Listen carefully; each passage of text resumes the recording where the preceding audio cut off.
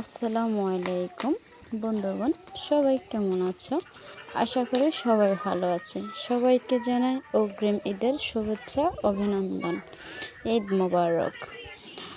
তবে আজকে আমার এই ভিডিওটা হচ্ছে, গত বছরে আমি এই দিনটাতে অনেকটাই আনন্দ করে এভাবে আনন্দটা উপভোগ করেছি, কিন্তু এবছর আমি মনে করি নাই যে এভাবে ঈদটা বা এভাবে এই দিনটা আনন্দ করব বা এই সময়গুলা কাটাতে পারবো, সেটা কখনোই ভাবিনি।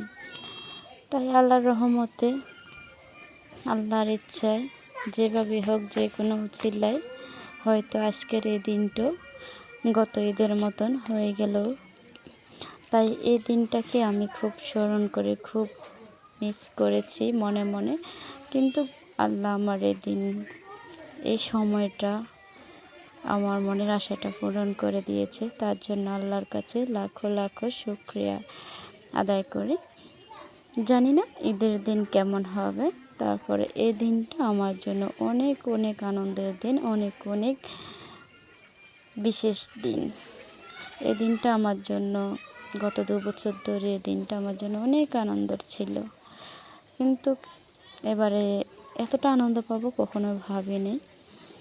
তারপরও আল্লাহর রহমতে, আল্লাহর অশেষ মেহেরবানিতে আজকের এই দিনটা তো আমার জন্য আল্লাহ রহমত করে আনন্দ নিয়ে চলে এসেছে।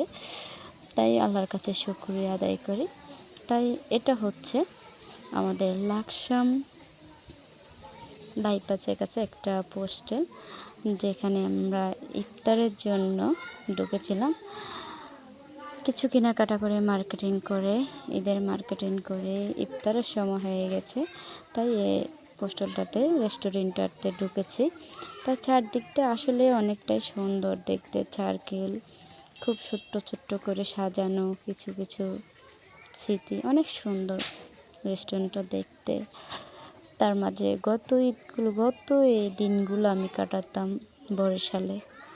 2টা বছর আমি কাটিয়েছি বরিশালে, আর আজকের এই দিনটা কাটাচ্ছি আমি আমাদের এলাকায়, আমার দেশের বাড়িতে লাকসামে। তাহলে ভাবতে পারেন, সময়ের সাথে মানুষ কখন কোথায় পাল্টে যায়, কখন কোথায় মানুষের জীবন বদলে দেয়, সেটা কখনো বলা যায় না। সব কিছু আল্লাহরই ইচ্ছা। তাই আল্লাহর কাছে হাজারো লাখো শুকরিয়া আদায় করি।